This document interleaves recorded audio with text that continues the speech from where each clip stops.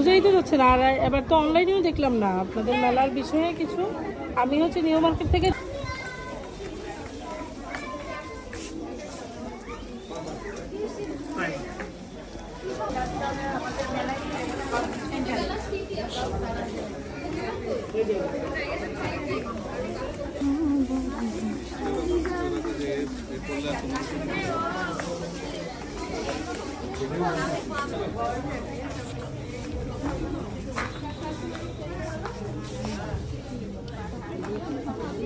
না, যেহেতু online seller তাহলে তো অবশ্যই ভিডিও অ্যালাউ।